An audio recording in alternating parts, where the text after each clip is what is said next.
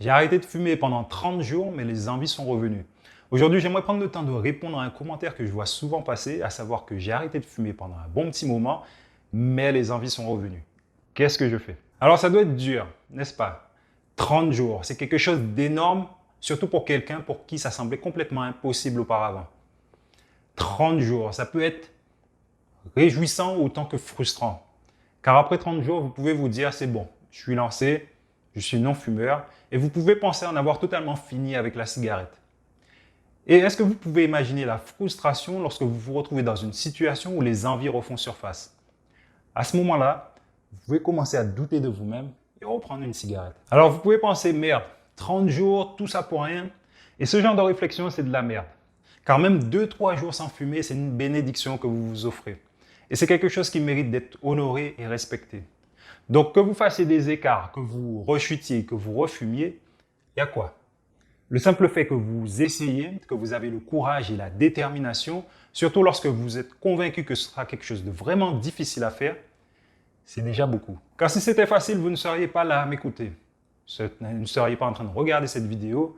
Vous ne penseriez même pas à la clope. Vous feriez toute autre chose. Donc si les envies sont revenues après avoir arrêté, ce qui mériterait d'être creusé, si les envies sont revenues, c'est le bénéfice que trouve votre esprit à fumer. Fumer vous apporte quelque chose, c'est quelque chose de néfaste pour vous, de destructeur, mais vous y trouvez toujours un bénéfice. Donc si les envies sont revenues, ne luttez pas contre, ce n'est pas une bonne stratégie. Ne culpabilisez pas d'avoir ces envies, ne vous flagellez pas, ne faites pas ça. Quand vous ressentez ces envies, ne luttez pas contre, ne culpabilisez pas, ne les ignorez pas, et à la place, traversez-les. Et faites de votre mieux, pendant que vous les traversez, pour comprendre pourquoi elles se manifestent.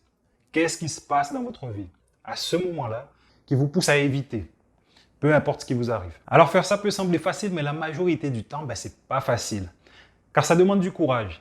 Ça demande du courage d'affronter ce qui se cache derrière ces envies. Et si vous vous retrouvez dans une situation où vous avez vraiment envie de fumer, demandez-vous, est-ce que vous voulez vraiment cette cigarette ou vous voulez ce que vous pensez qu'elle peut vous apporter? Un soulagement, un moyen de faire face à quelque chose? Et penchez-vous dessus. Penchez-vous vraiment dessus. Et je ne vais pas vous mentir, lorsque vous êtes vraiment attentif à ce truc qui se cache derrière vos envies de fumer, vous pourriez vous sentir un peu plus mal pendant un moment. Quand vous commencez vraiment à analyser quelles peuvent être les réelles raisons qui vous empêchent justement de lâcher prise sur cette addiction. Alors cela pourrait intensifier votre mal-être, vous pourriez ne pas aimer ce que vous voyez, vous pourriez ne pas aimer ce que vous ressentez, mais c'est important de le faire, que vous compreniez vraiment qu'est-ce qui se cache derrière votre addiction. Et si vous pouvez résoudre ça, votre besoin de fumer pourrait simplement s'évanouir, disparaître. De plus, lorsque vous résolvez la racine de votre problème, ce que j'ai constaté avec mes clients, c'est que souvent cela impacte plein d'autres domaines de leur vie. Alors il y a plein de bénéfices secondaires à votre arrêt, pas que pour votre santé, il y a plein de choses qui apparaissent. Et est-ce que vous pouvez imaginer qu'est-ce qui se passerait si la seule raison pour laquelle vous êtes en proie aux envies de fumer disparaissait? Ou encore que vous ayez tellement de pouvoir et d'autorité sur vos propres comportements que vous n'ayez plus à dépendre de quelconque substance pour faire face à tous ces problèmes qui pourraient survenir. Prenez le temps de l'imaginer. Imaginez que vous deviez faire face à une situation assez compliquée, où normalement vous prendriez une pause, un moment de répit en allant vous en créer une. Et imaginez qu'est-ce qui se passerait si vous pouviez simplement prendre du recul et laisser émerger toute autre ressource que vous pouvez penser ne pas avoir actuellement, mais je sais qu'elles sont là. Et je sais aussi comment vous aider à les débloquer.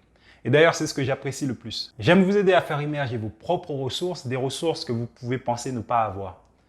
Et j'apprécie le fait que la plupart du temps, j'ai beaucoup plus foi en vous, en votre réussite que vous-même. Parce que je sais de quoi vous êtes capable. Et vous êtes sans nul doute capable de réussir votre arrêt. Et cela même si vous faites des écarts.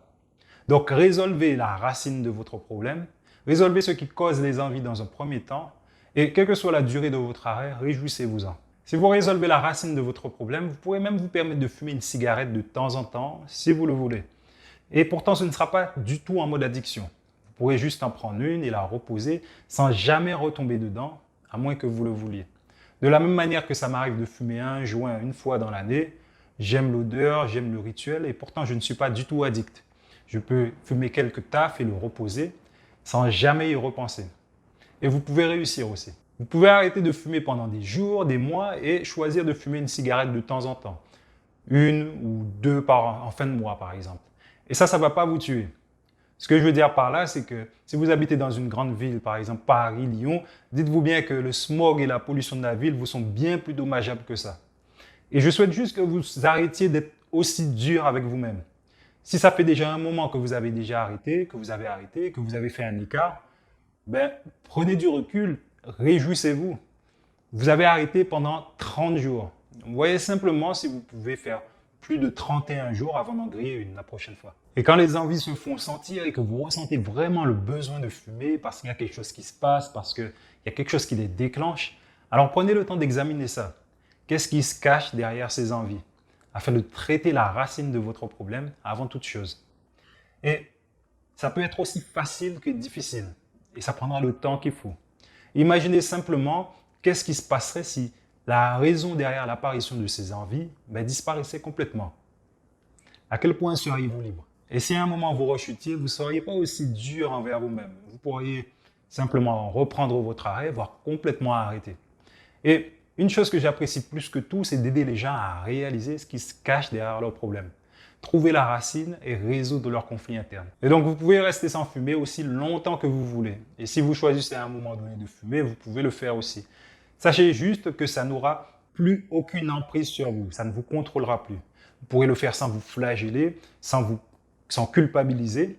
Et ce que j'aimerais, c'est vous amener vers un état d'esprit où vous avez le choix. Un état d'esprit où vous sentez clairement que vous avez le choix de le faire ou non. Un vrai choix. Alors, je ne sais pas quelle est la principale chose que vous retiendrez de cette vidéo, mais j'espère qu'elle vous aura été utile. Si vous souhaitez vous faire accompagner à arrêter de fumer pour de bon, sans ressentir le stress, l'envie ou le manque, vous pouvez réserver votre appel découverte via le lien qui se trouve juste en dessous de la vidéo ou dans ma bio. Quant à moi, je vous dis à la prochaine.